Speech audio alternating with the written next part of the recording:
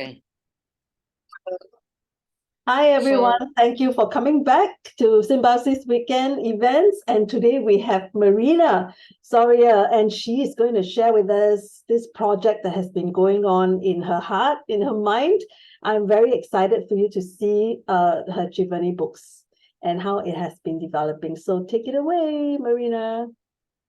Okay, I'll start right now. I'm going to share my screen. Wait a second. First of all, I need to.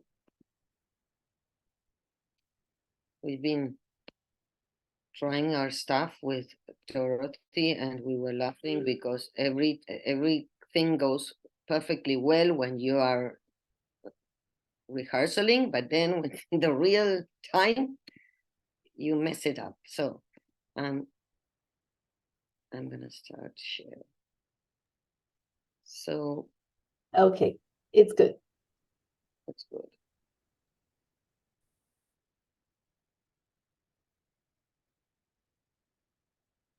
Okay.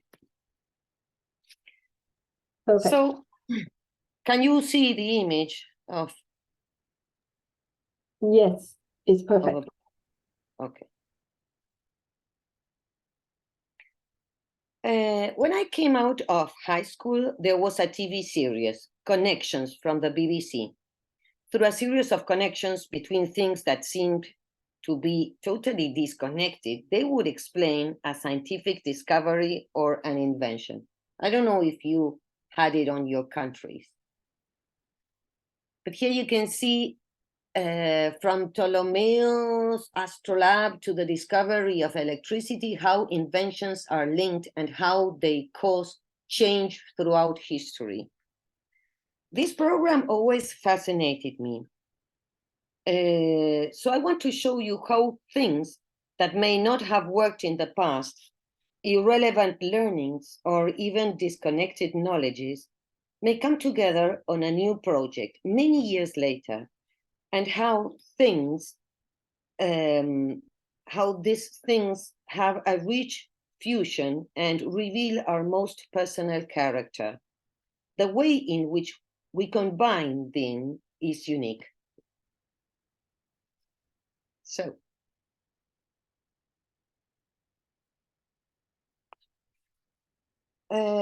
this is the story, and bear with me. As a young student at the School of Arts, I felt very much attracted to nature, to the nature theme, but not as a botanical illustrator. I was mesmerized by the work of the post-impressionist painters, whose works were rejected from the current saloons, from the traditional saloons. So much that they had to create their own saloon, which was the Saloon of the Independents. They painted outdoors, and their aim was to capture the light and its effect. Like Van Gogh, Gauguin, Degas, Toulouse-Lautrec, Cézanne, and many more. My attention was specifically for this guy, Henri Rousseau, who was a naive painter. Later on, his style was hugely influential on the next generation of avant-garde artists, such as Picasso, Leger, or Beckmann, and the whole surrealist movement. These were some of my first paintings, inspired by Rousseau on my early 1980s.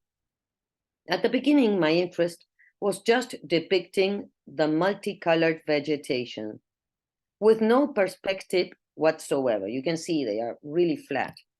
Most of these plants were invented since my aim was not to represent the different species.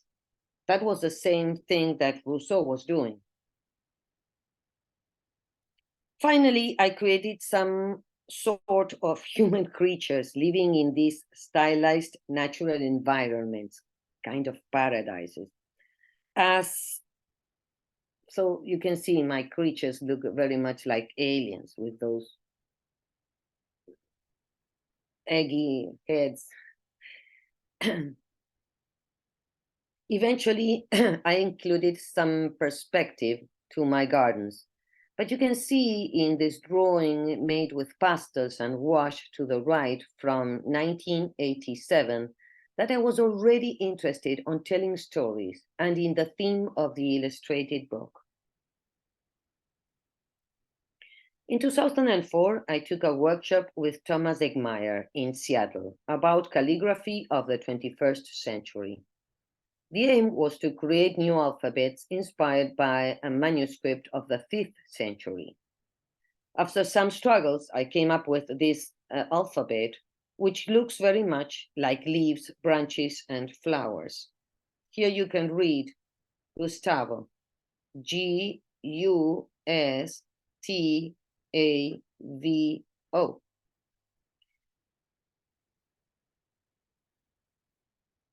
This is the video of this book.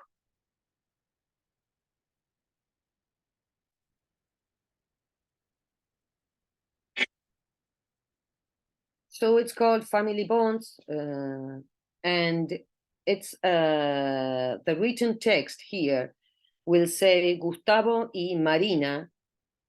So here you can read Gustavo. E would be and, Marina, Marina. Mora, Moro, Kata, Cata,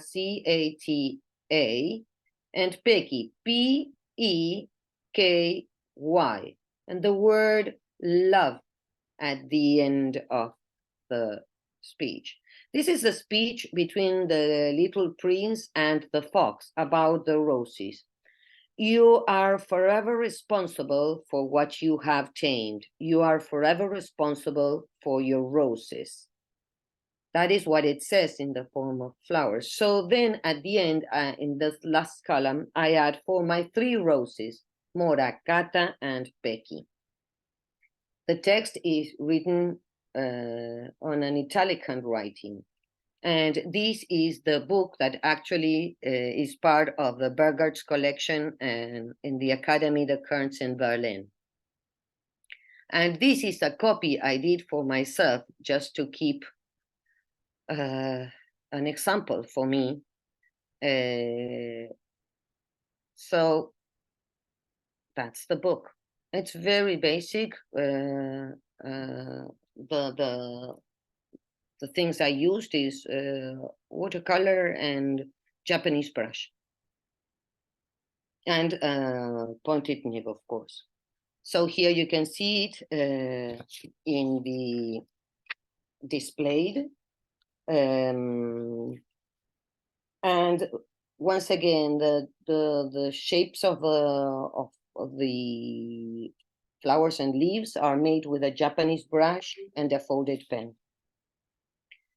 So when I returned back to my country, after the workshop I was telling you about with Thomas, I needed to learn more about the Japanese brush and how to use it. I took a year-long workshop in sumie, or Japanese painting, which uses only black sumi, the Japanese brush, and rice paper or silk.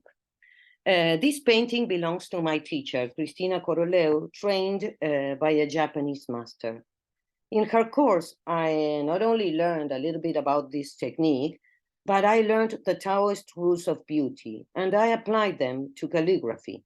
Eventually, I created my first workshop, which is called Calligraphy in Blossom.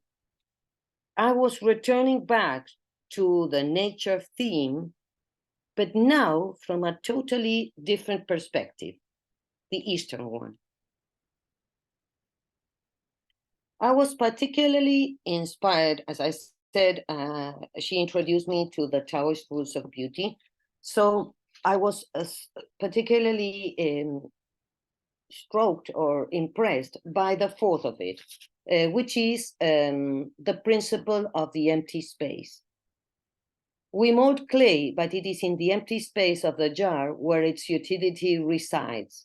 So we should take advantage of what it is not, just as we recognize the usefulness of what it is, said Lao Tse in his Tao Te Ching. I decided to apply this principle to calligraphy and created this book, which summarizes my process to become aware of the empty space. Eventually, I created my second workshop, The Empty Space Womb of Shape. So this is the video of this book. So this is the first book I did inspired by the principle of the empty space. The text I used is an extract from Martha Graham, the famous choreographer. And the text phrase, there is a vitality, a life force, an energy that is translated through you into action. And because there is only one of you in all times, this expression is unique. If you block it, it will never exist through any other medium and it will be lost. There you can read the text, the word deconstruction. This is how all the process started. This is how I wrote the text, and since it was too long, I needed 2 sheets of paper. Then I switched my brain to the background and draw the background. And this is how a lot of shapes appeared I was not aware of. And so I put a tracing paper on top and depict those shapes, and they looked like petals and leaves and fishes and birds and butterflies. And I was not aware when I was focusing on the line of the writing. So I said, what would happen if instead of doing horizontal writing, I switched to the Eastern way of writing in columns? So the text took the form of 6 columns. And then I thought, what would happen if I take parts of the space in between lines, parts of the eyes of the letters, the space between the letters or the words? And this is what happened. A totally new perspective of space and counter space and shape and counter shape. And then I ran out of paper because I was working with a block of paper. But there, in my mind, there was still one question spinning around and said, what would happen if instead of working in the different columns, I would do the text in one single column? And this is what happened. I could have arrived to this situation of writing in one single column of text, and it wouldn't have been possible if I haven't gone through the whole process. And then I just bounded it so that people could see the process, because that is what I was more interested in, showing how the process came up. So then I did this other book, Germination. So this was the third book I did, and I used the same text and the same calligraphic style as in the previous one, as in Deconstruction. But when switching into another color palette, immediately the text looked very much like climbing plants for me. So I asked myself, if these are plants, where could I find the seeds or the sprouts of these plants? So I depicted all the shapes in the text that resembled the shapes of seeds and sprouts. So if there are seeds and sprouts, couldn't a text flourish? These are the questions that went on my brain. I turned all the ascendants and descendants of the letters into branches, and the stems and the shapes of letters, and the spaces and the inside part of the letters into petals and leaves and flowers.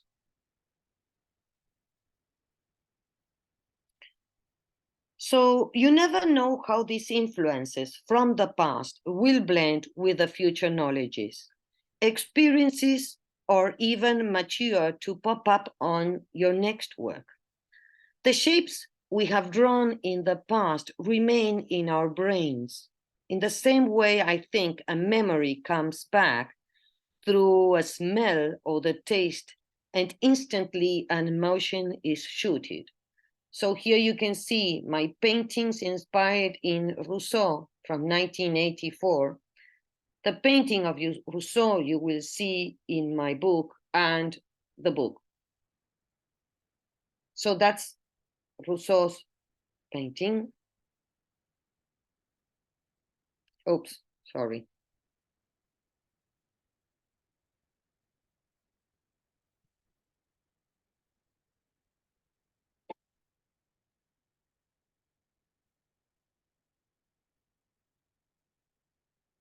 It's a Coptic binding, and the covers are done with table mats, bamboo table mats.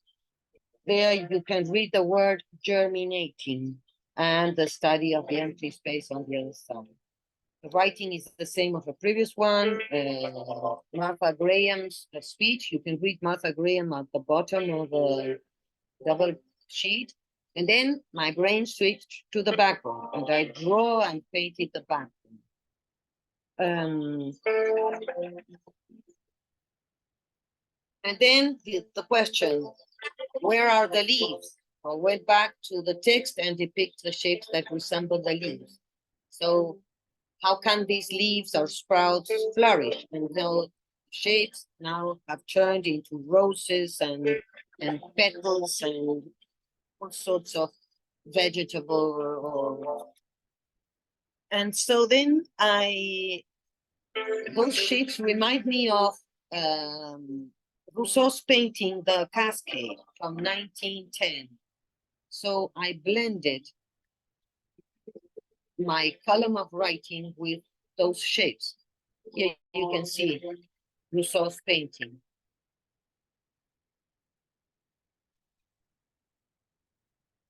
So, and I love the idea of creating the idea of a garden where you are invited to come into, to walk around.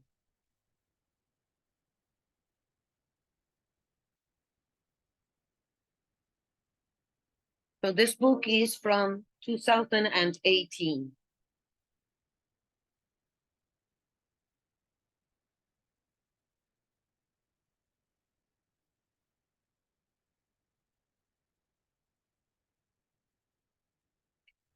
So the next year, in 2009, after a tour in Europe, teaching courses in Belgium, Norway, and Finland, I arrived in France at Monet's Gardens in Giverny, an hour train trip from Paris. I was so impressed for what I saw there that I wrote a very brief poem that will be the text for the whole collection of my books on Giverny. There is something that cannot be described, and indecipherable language, something that is only emotion, silence, mystery, mirage. Where is up, where is down, if all is reflection? Where is life, separated by a thick layer of water lilies? Where does the time of the seasons stop, if the music of colors and sounds is infinite? Is it reality or is it a dream?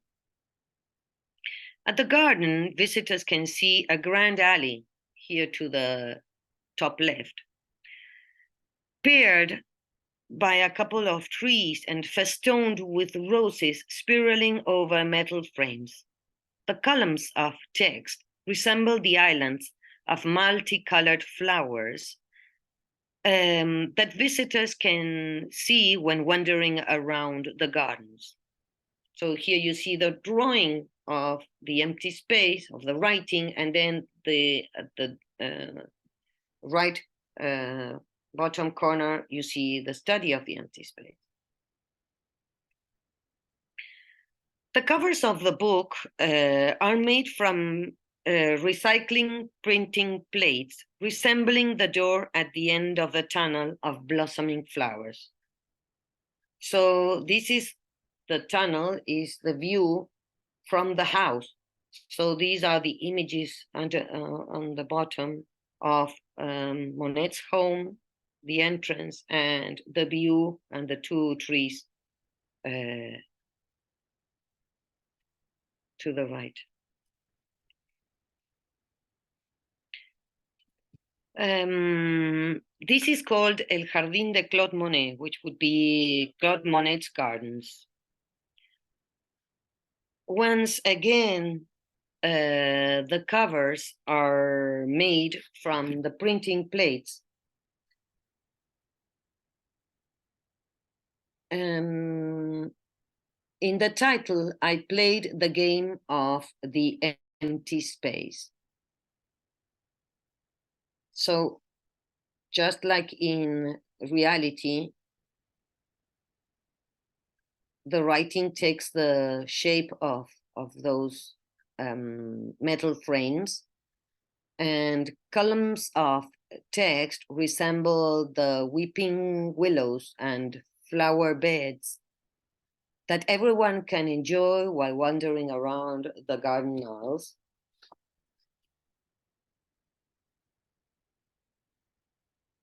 Here you can see the garden aisles and my interpretation of those, studying just the empty space.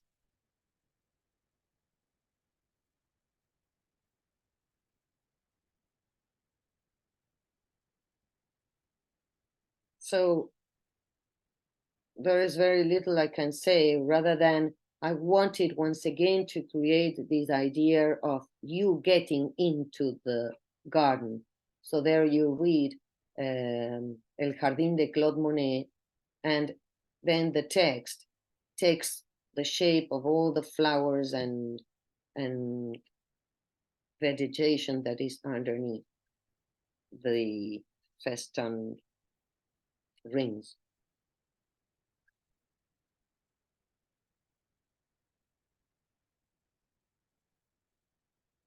So, not content with transforming this farmhouse into a garden, some years later, Monet purchased a plot of land on the other side of the road and built an underground passage to access it.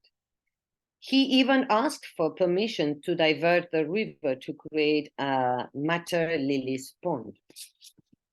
Monet was a collector of Japanese wood prints called uki-ho-e, which means pictures of the floating world in Japanese. Probably inspired by his hokusai woodcuts, he had an elegant Japanese bridge constructed. The purpose of all these was to have, as he said, a garden to please the eye and motifs to paint. He painted more than 250 canvases of the pond. So as I did a book inspired on the gardens, I decided to make another book, but this time inspired in the pond. In this image, you may see my sketches of the calligraphic style I wanted to use to the left. So this, I thought I'm gonna use a more formal kind of writing to see if the whole idea works. So then you see Monet over the bridge in the central image, and then you see the iconic Japanese footbridge in the center of my book, and some pages from the book at the bottom. So when the book can be displayed in various ways, one of it looks a little bit like a lotus flower. The overall shape emphasizes the idea of going around the pond and crossing the iconic Japanese footbridge to return to the original gate, like in reality, a ring leading path around the pond.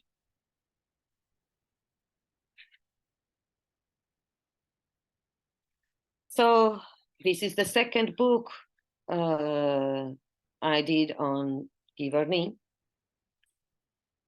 As I said, Monet painted the ponds and the water lilies over and over again along different times of the days, the seasons, and the years. These are images of the water lilies.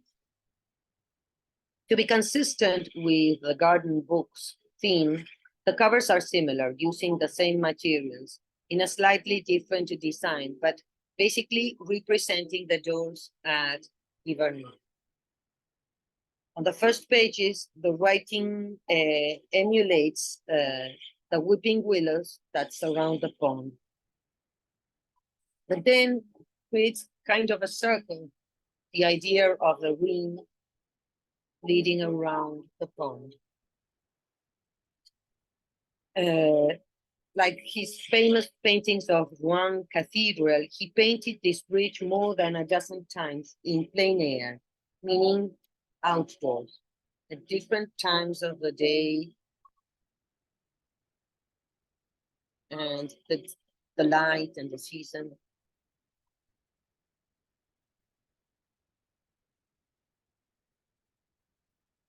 So here you can see the weeping willows that surround the pond. And it's just a overlayering of the same text in italic handwriting, but in columns rather than in lines.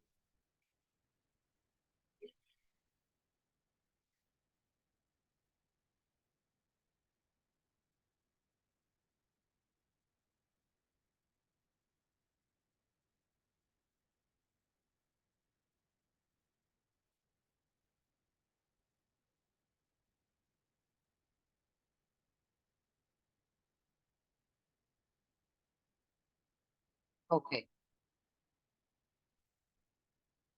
These are some of his paintings.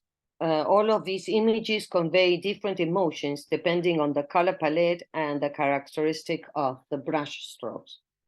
So in all of them, the theme is the Japanese bridge.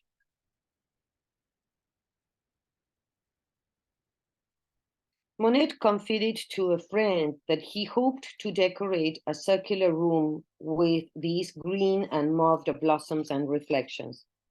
And he actually did at the Musée de l'Orangerie in Paris. 12 monumental panels depicting the water lilies are displayed on an oval-shaped wall space, and it's 90 meters long to create the idea that we are within the pond. This place by the Tuileries is known as the Sixtine Chapel of Impressionism. A close shot for you to appreciate the quality of the line and how it can be related to calligraphic strokes and flourishes, although I'm not sure if this image is one of the paintings at l'Orangerie, but it is definitely a very good example of my point.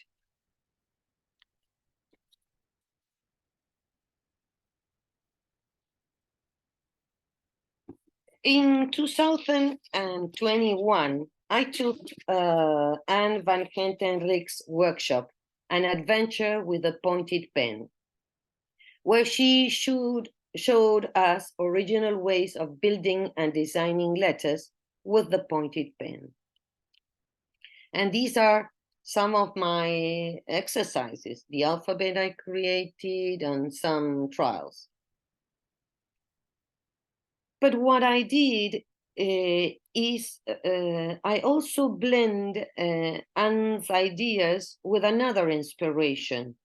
And this is the image of a piece of dry contact advertising on a security booth in the street. So as you can see, because of the sun hitting it, the plastic started breaking, and I thought it was so interesting. So I blend the ideas of Anne with this piece, and so I came up with this. So this led me to this thought that it's never a linear thing, the way in which we create. Mostly it's the combination of several inspirations that make at least my work more successful. So this is the piece that was part of the auction.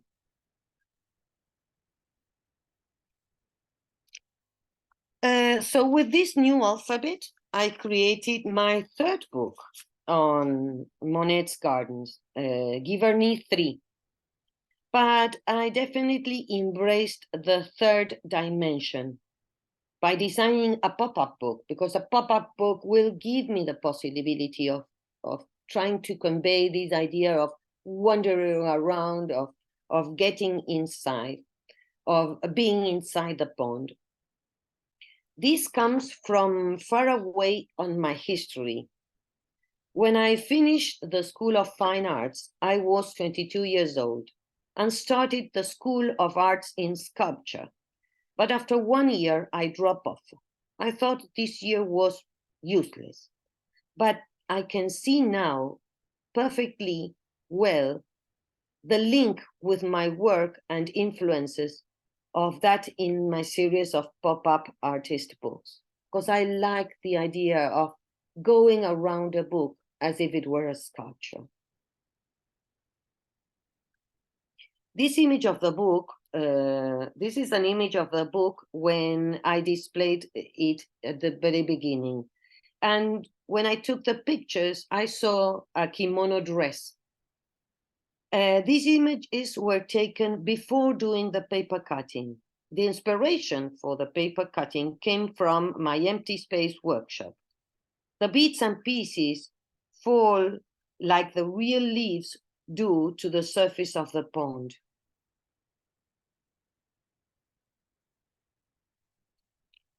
In 2022, I attended for the second time the Codex Art Book Fair in San Francisco. It's a biennial event, and the first time for me was in 2019. This event gathers some of the most important book artists in the world. I actually became a book artist because I wanted to share my art with the world, and the art books could fit in my suitcase.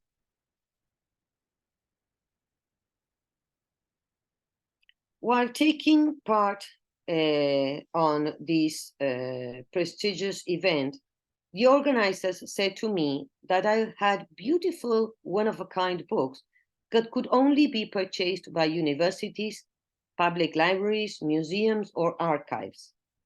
Their aim was, and is still, to make art books more democratic, in a way accessible to a broader public. So they suggested I should think on producing what they called limited editions. So here you can see the process. At the beginning, you will see the original book. So how did the idea start? Once again, images of the pond. How I'm inspired by Monet's paintings and using color palettes I've seen on his paintings. And I'm writing with gouache, and then I'm painting on top with pastels. Then the idea of cutting some parts and fitting those parts into the pond, because the parts are from the weeping willow, and they are on the vertical pages, but the pond will be on the horizontal pages. And as you lift this page, the bridge is displayed. Here you can see the bits and pieces of leaves, which is actually the empty space of writing, which is falling into the surface of the water. Then when I had to do some adjustments because the sheets were not as good, or were not as accurate as I thought for the water leaves. So I changed the shape of those leaves. And these are the silk screen I created. The most time-consuming thing was the writing. So immediately I decided to do the writing on silk screen and white silk screen. And then the coloring with faster thing.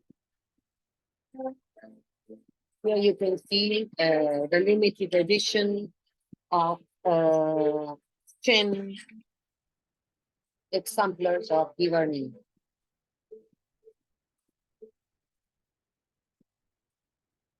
So I took these two codex and I took half of them, the half of the edition, and they were all sold.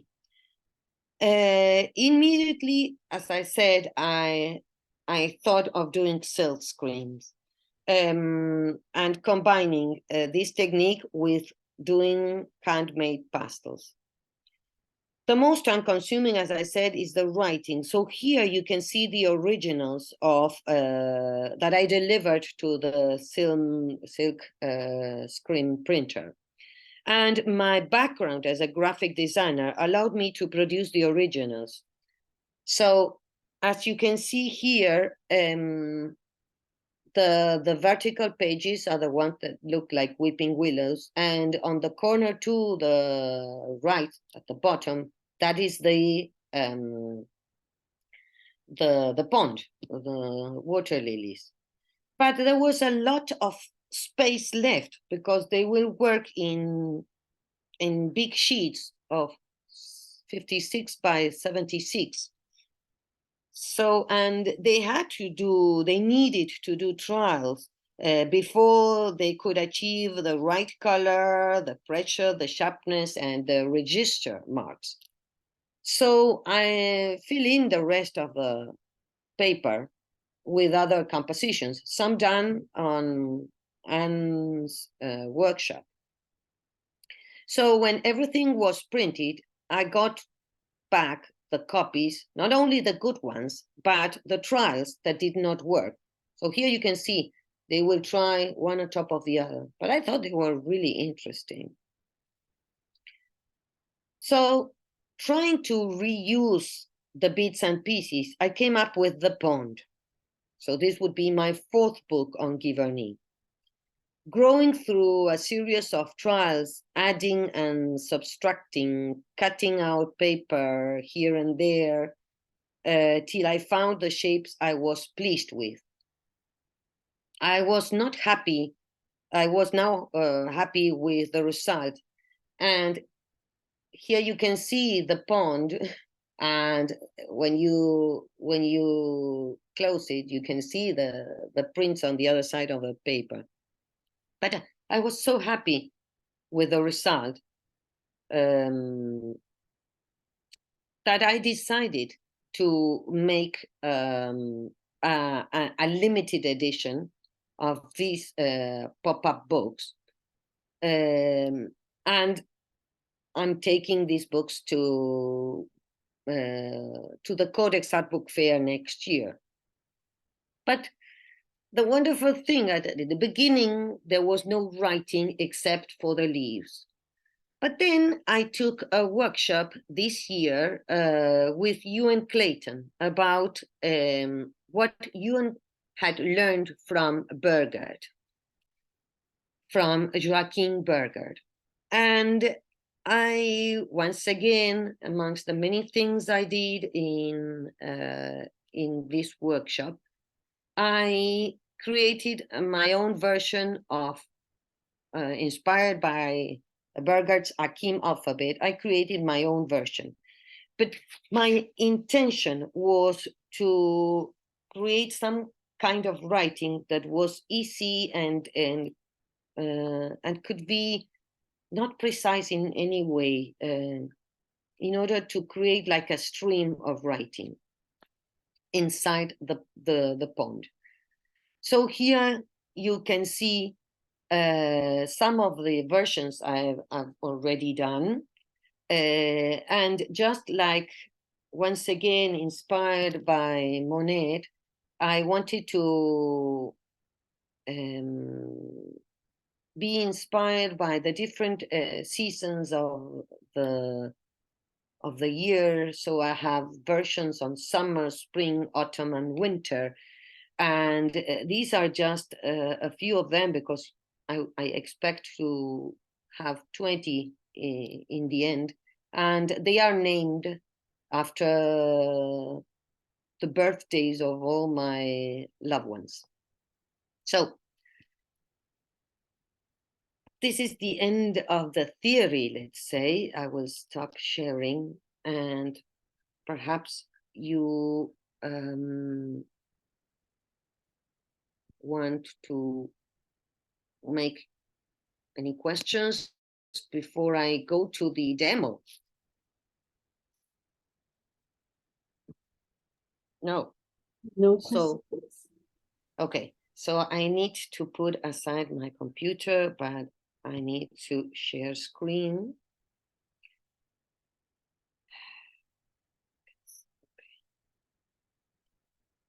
Marina, this is Jenny. Jenny, hi, how are you? Fine, thank you. I just want to say this is another chapter of your creation, but it is just amazing. Just amazing how the letters are flowing. Thank you for sharing. Oh, thank you so much. Yeah. Well, that is my aim always, to show the process, because as I said, things are not always in a linear way. So I find it's interesting. Wait a second, I need to focus there. I always want to show the process and to make people aware that they have to be patient. And what will make their work unique will be the way in which they connect all these knowledges and all these experiences and all they have learned. Okay?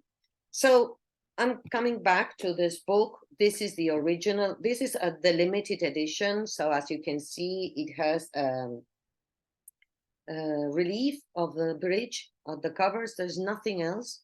So it's just covers and pastels. I have to hurry up. So this is the book. And here you can see how it opens. And here you have the pond. And this is where I had my leftovers. And this strip of paper that you can see, it's really very long. But this was the thing that inspired me. The very first thought was to make an accordion book. So I went for this, the pond. You can read it there. And I did the accordion book. But I thought, I'm fed up of doing accordion books. Wait a second, I have to take this. I've been doing accordion books for a long time. And since I started working on pop-up books, I really found another source of inspiration. So, but here you can see, I started working with a text and I made some trials, first with the Akim alphabet. So here you can see some of the trials I did. But then I decided to go for my own alphabet because it seemed easier. And of course, I always try to do my thing. So I worked with this alphabet. But as you can see, it's not neat and tidy. It's just going with the flow. That was my intention. So, but then I said, well, I'll do something, challenge myself a little bit more. So I said, well, I'm going to start doing cutting. So I came up with the little book, and I'm going to show you. This is the way in which all the limited editions will be handled, will be shown. So it's in a tiny little box, and you have, the book is folded inside, and when you take out the book, you have the poem. And well, this will say prototype, but each one is named with a date and a season. So when you open the book, you just have to pull the pages. And the wonderful thing is that you can manipulate it so many times and nothing's going to happen, because nothing is totally precise. And since it is a dark color paper, here you can see the marks of printing. So this is the one I call the prototype, and I keep it for myself. So in this way, you open the book, and what I do is I slightly move it to the side, but in order to do it correctly, you see, I did a mark so that I could start playing with the way in which I put the leaves.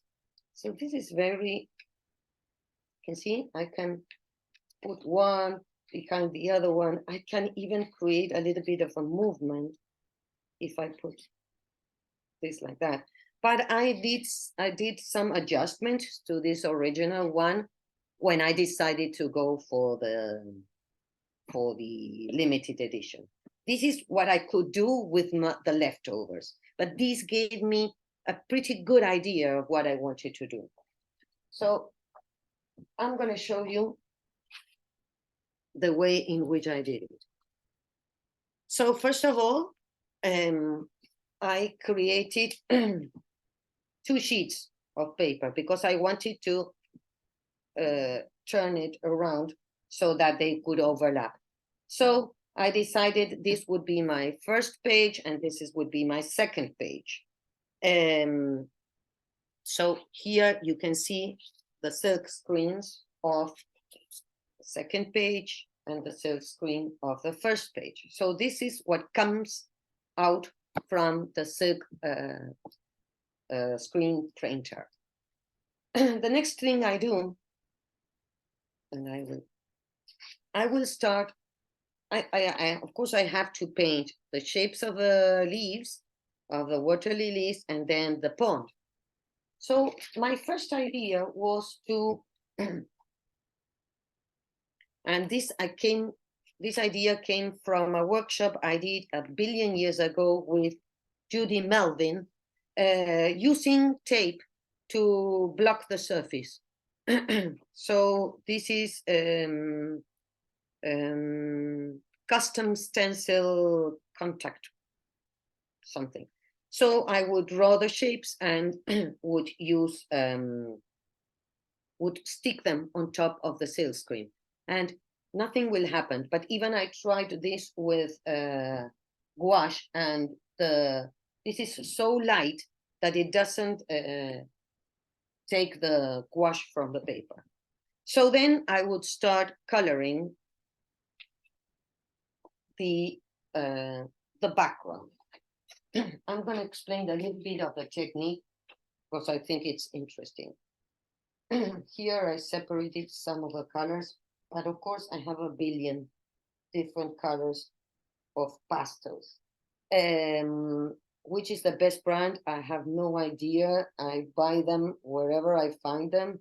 These are the last ones I purchased in London from Collisons and Sons, and these are gorgeous. These are the ones I used.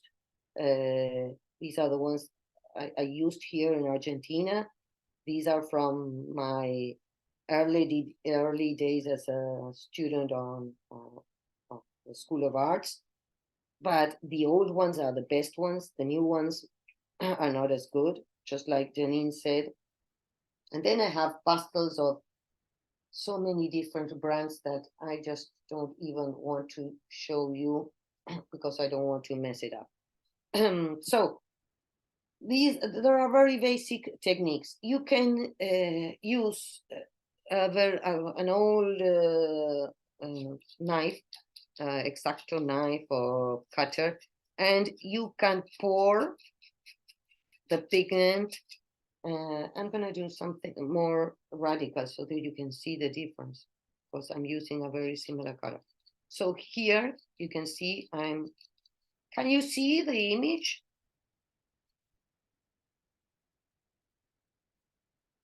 Yes, we can. Yes.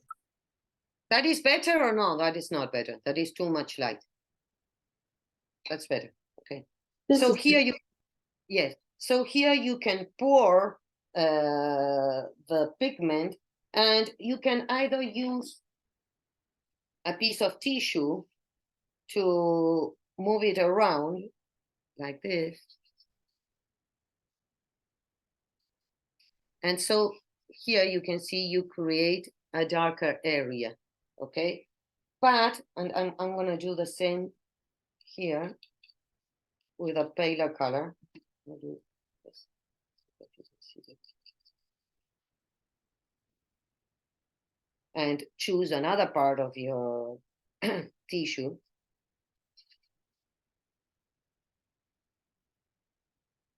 And as you go around, you are blending the color with the other one. So this is one possibility. What I have found out is that if I do this, I spare a lot of pigment here in the tissue. So what I do, and because I love to leave my handprints all over the place, I do it with my finger. The other thing that I achieved with my finger is that perhaps you can see that the texture of the paper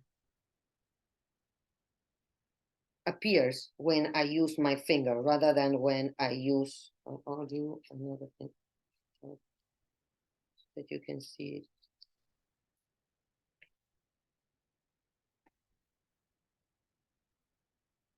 Can you see the texture of the paper? Okay, so the wonderful thing about so the wonderful thing about this is that you can go over and over and over, and if you don't like it, you can rub it out and go on top of it again, and you never look at that. It's done. It disappeared. It is so easy. This is a technique we should use to make backgrounds because it is so easy. And okay, let's go to the next step. Then I thought, if I want to paint the shapes of the leaves, I'm gonna go upwards again. I want to paint the shape of the leaves, I need to create a mask, a stencil to preserve the pond. So in the beginning, I used, because I love to recycle stuff, and in the beginning I used the back parts of my blocks. But as I kept on using them more and more, of course, they started to break. So then I said, well, I have to switch to something else. So what I did is I used X-ray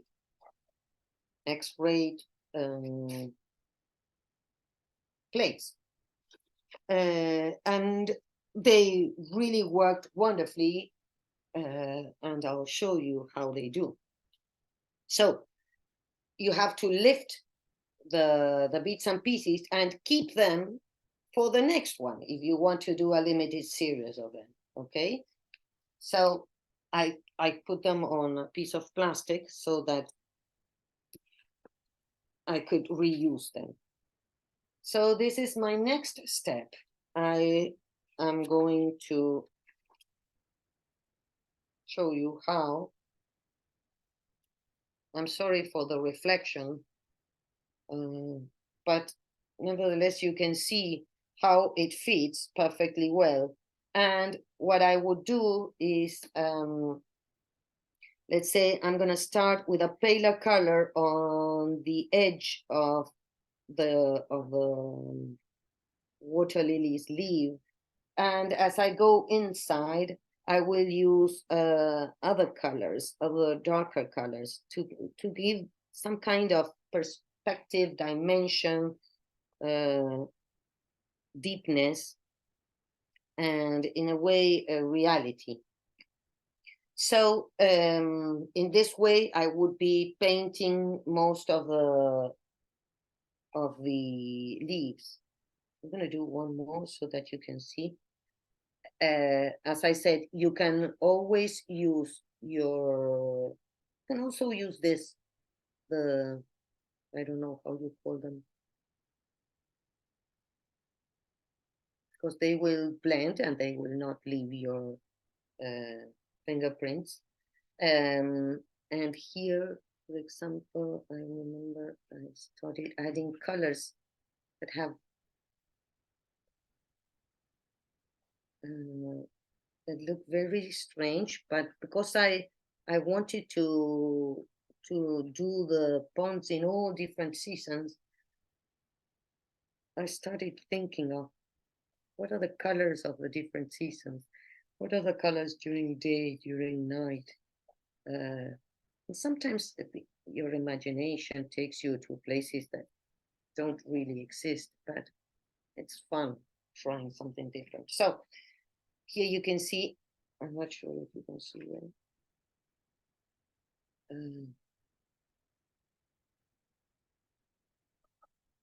So that is a little bit of, and finally, this is the whole page. And I could keep on adding colors, and eventually I just got rid of the leaves. I decided I could perfectly paint with the pastels and go around with my fingers, because I don't want a very precise shape of the leaf. Because perhaps you don't know, but Monet was becoming blind by the end of his life due to cataracts. So that is how he came up with the idea of the pond and creating kind of abstract paintings. So this works wonderfully also without the, at least the other stencil for for the pond. So the last thing and I'm exactly in time, will be the cutting of it. And here you can see I made once again a stencil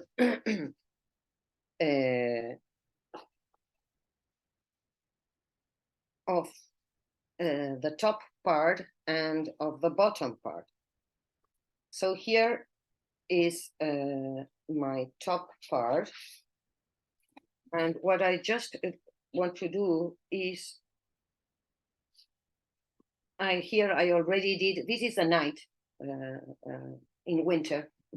And when I run out of ideas, I just go to images I like, for example, here, images of the real pond, and will be inspired by these.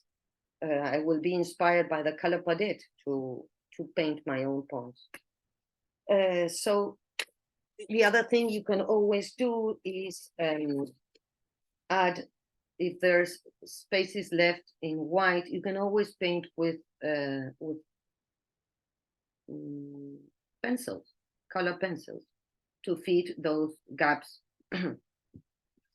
And the last thing would be to put my stencil on top and mark the shape.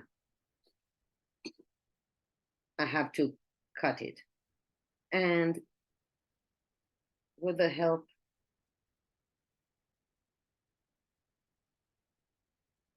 I have some basic shapes to show, to mark, but then with first, before doing this, I have to mark the foldings, because if I won't be able to mark the foldings when they are already done. I have to be very careful while when the paper is still and it's not cut, it will work. So I'm marking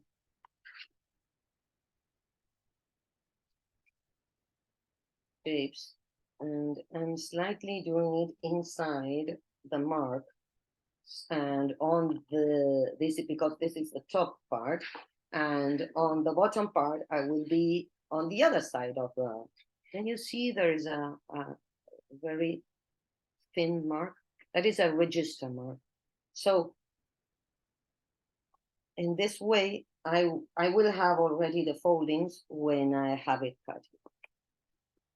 Okay. So the last thing I will do is I will follow shapes, and whenever I have a straight line, I will use my tiny little ruler.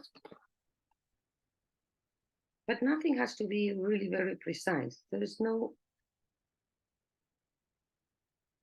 if this curve is not perfect, I can always go around it again and improve the shape. Sometimes by even, let's say like this, I will cut the corners because I don't want sharp edges. So I will cut the corners. So I'm perfectly in time. So the only thing I want to show you is this is a version of the winter, of the autumn pond, and here it's a version of the winter pond, and here is a version of the summer pond. And it is so much fun doing all these variations and doing the painting because the rest is already done. Okay, I think I'm done precisely on time.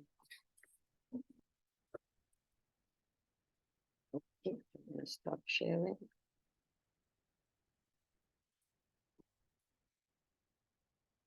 Okay. Does anybody has a question?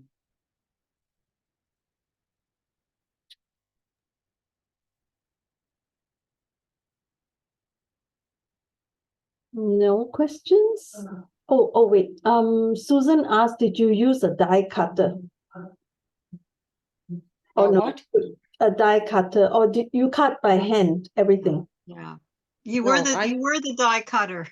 She was the die cutter, yeah. I don't know. It was but that Um, was the name. Sorry. Oh, no. I call it an Question. X-Acto knife, but this was introduced. This was given to me by Lisette, my first mentee on when I taught in Lima, Peru last year. So this was one of her gifts. So I'm very attached to this tool in particular, but I didn't know what was the name. I thought it was a X-Acto knife or something like that. A question, do you have to fix the pastel? Yes, very important. You need to fix the pastel. Yes. If not, you will be like this all the time, which I don't mind too much because this means that this is alive. This pond is part of stays with you wherever you go. But yes, of course, you need to you will use fixative.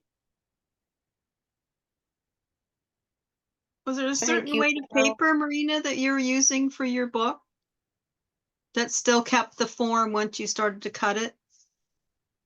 This is Canson Mitientes paper. Okay.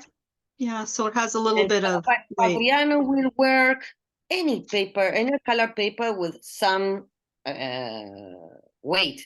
It can't be, well, 300 will be, no, 300 is 14 libras. 14 pounds will be too heavy, and 90 will be too weak. It won't stay. So it's something in between. But I have tried so many papers before because I wasn't sure what was going to work or what was not. So so that's about the paper.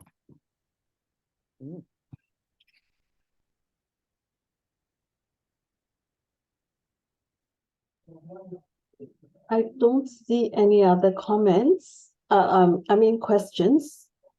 But there are a lot of comments. I will have to send this chat to you, Marina, and then you Yes, thank you, because look it up. I'm not reading it. I think that the most important thing, or the goal of all this chat is about understanding that things can connect in a way we never thought about. Mm. And that those things, that those our knowledges, our learnings, the things we thought they did not work, the lot of pieces of art we threw to the basket, they they were something. They were worth going through those steps, because they make us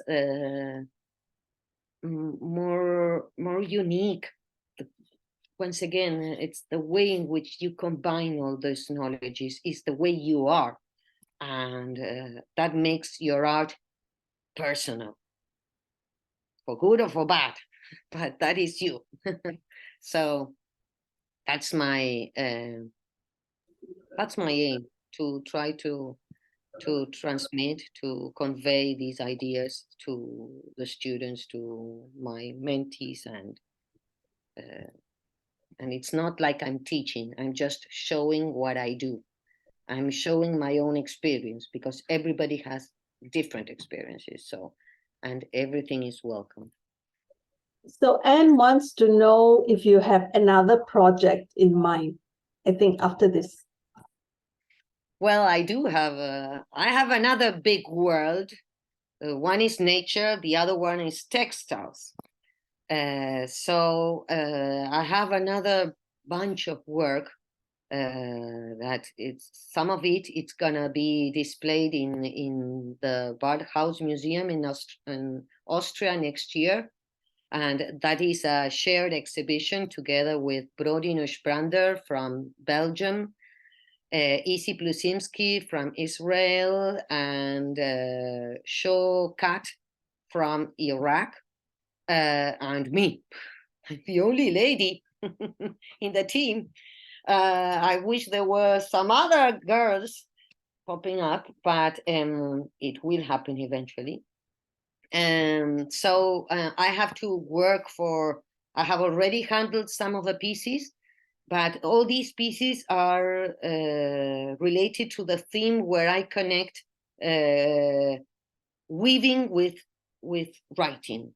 Weaving was the first way of writing, the first like the hieroglyphics or the Mayan symbols. The motifs on the textiles had the same impact, had the same aim, let's say. They will tell us stories, and they will give us information about the one who was wearing the poncho or the mantle or whatever. So all these pieces, some of them were exhibited last year at the Embassy of Argentina in Washington, D.C. And because of that, they asked me to be part of this exhibition next year. So I still have to produce another bunch of work to take it to Austria. So that is what's next on my list, besides some other pop-ups, some other lectures. I want to create a workshop about the inner garden, and I have to, although I have done already handouts for the class festival, I want to improve them with the work of other students, and I find the experience with Symbiosis gives me a lot of material to work on. So that's why I enjoy so much this adventure. That's so good to know. Awesome. Well, it's 10 past the hour, so I'm going to stop the recording here. Thanks, Marina.